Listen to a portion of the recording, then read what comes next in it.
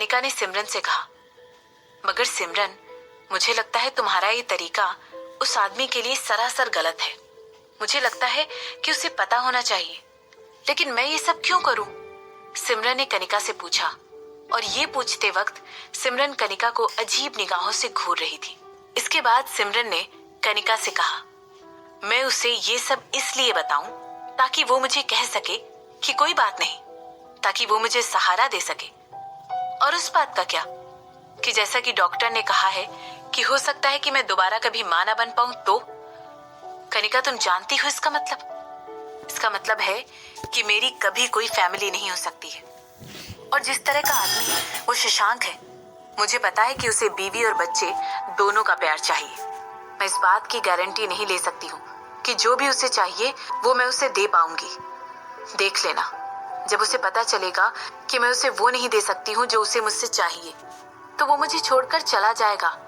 सिमरन ने कनिका को समझाते हुए कहा, और इसके बाद वो वापस अपने काम पर लग गई। उसने लैपटॉप की तरफ देखा और उसके चेहरे पर कोई हाव भाव नजर नहीं आ रहे थे। ऐसा लग रहा था मानो उसे कोई फर्क ही ना पड़ता, जैसे उसके अंदर के सारे इमोशंस खत्म हो गए थे। कनिका ने एक आह भरते हुए कहा, तुम्हें कैसे पता कि उसे सिर्फ बच्चे चाहिए, जबकि उसने तुमसे साफ साफ कहा है कि वो सिर्फ तुम्हें चाहता है, वो सिर्फ तुम्हारे साथ रहना चाहता है। उसने मुझसे कहा है कि वो मुझसे शादी करना चाहता है, और हर आदमी को एक हस्बैंड बनने के बाद बच्चे चाहिए होते हैं। सिमरन ने अपनी बात पर अड़े रहकर कहा, तो उसे बता दो, उसे सच बता दो। जब तक तुम्हारे पास टाइम है उसे सब बता दो, इससे पहले कि बहुत देर हो जाए। अगर तुमने अपना मन बना ही लिया है तो उसे इसके बारे में बता दो, इससे पहले कि वो तुम्हें लुभाने में कुछ ज्यादा ही बिजी हो जाए और तुमसे बहुत ज्यादा अटैच हो जाए। कनिका ने सिमरन को समझाते हुए कहा। इसके बाद कनिका चुप हो गई और सिमरन की तरफ देखने लगी। जब उसे लगा कि सिमरन की तरफ से उसे कोई रिएक्शन नहीं मिल रहा है, तो उसने कहा, सिमरन, उस आदमी ने ऑलरेडी अपना बच्चा खो दिया है, पर अब तुम उसे यूज करने के बारे में सोच रही हो, और इसके बाद तुम उसे छोड़ दोगी? खुद से पूछ कर देखो, क्या तुम ये सब जो भी उसके साथ कर रही हो वो ये सब डिजर्व करता है? कनिका ने सिमरन से जो कुछ भी कहा वो सुनकर सिमरन जम सी गई। सिमरन ने अपना सर उठाया और कनिका की तरफ देखा। सिमरन के चेहरे पर बहुत ही सीरियस एक्सप्रेशन थे। कनिका ने जो कुछ भी सिमरन से कहा था वो सब सिमरन से जुड़ा हुआ था।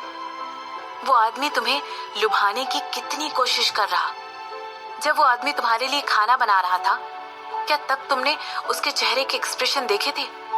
क्या तुमने रूपाली से ये जानने की कोशिश की कि कल जब तुम बेहोश हो गई थी तब उसके बाद क्या हुआ था? वो आदमी तुम्हें पसंद करता है। ये साफ दिखाई देता है कि शशांक के तुम्हारी तरफ कोई गलत इरादे नहीं है। तुम उस आदमी के साथ ऐसा बिल्कुल नहीं कर सकती हो। कैसे पता कि उसके इरादे बिल्कुल अच्छे हैं? सिमरन ने तुरंत कनिका से पूछा। कनिका शशांक को अच्छी तरह नहीं जानती थी, तो उसे कैसे पता कि जो कुछ भी शशांक कर रहा था उसमें उसका कोई फायदा नहीं था, या ये सब वो सिमरन को नुकसान पहुंचाने के लिए नहीं कर रहा था? या तो वो अच्छा है या फिर वो अच्छा होने की एक्टिंग कर रहा है, और अगर वो एक्टिंग कर रहा है तो यकीन मानो वो एक बहुत ब्रिलियंट एक्टर है। कनिका ने सिमरन की बात का जवाब देते हुए कहा। इसके बाद कनिका ने कहा, वो एक बहुत बड़ा और जाना माना बिजनेसमैन है। आखिर वो और लोगों के सामने खुद को सिर्फ तुम्हें इम्प्रेस करने के लिए छोटा क्यों बनाएगा? अरे कनिका, तुम नहीं जानती हो, ये सब आदमी एक जैसे होते हैं। वो मुझे अभी चाहता है, लेकिन देखना, जब वो मुझे मेरे सबसे बुरे वक्त में देखेगा ना, तब वो मुझे सबसे पहले छोड़कर भाग जाएगा। सिमरन ने अपने कंधे उचकाते हुए कहा। हो सकता है सिमरन ने जो कुछ भी आदमियों के लिए एक जनरल राय के तौर पर कहा वो गलत हो, लेकिन ये भी सच था कि उसके अतीत में उसे बहुत चोट पहुंची थी। इसीलिए सिमरन के मन में आदमियों की तरफ एक नफरत भर गई थी। वो सारे आदमियों को सेल्फिश समझती थी। वो ऐसा समझती थी कि हर आदमी सिर्फ अपने बारे में सोचता है। हर आदमी इस बारे में सोचता है कि वो किस तरह और ज्यादा हैंडसम दिखेगा। इसके बाद सिमरन ने कहा, वो मुझे अभी चाहता है, इसका सिर्फ और सिर्फ एक रीजन है, उसे देखते ही मैंने उसकी तरफ अपना प्यार नहीं जताया। जैसे ही उसने कहा कि वो मुझे लाइक करता है, मैंने खुद को कभी भी उसके सामने नहीं बिछाया। कनिका जानती थी कि सिमरन ये सब कुछ क्यों कह रही है। वो सिमरन को कभी भी ऐसा सोचने के लिए ब्लेम नहीं कर सकती थी, क्योंकि सिमरन के साथ हमेशा ही अन्याय हुआ था।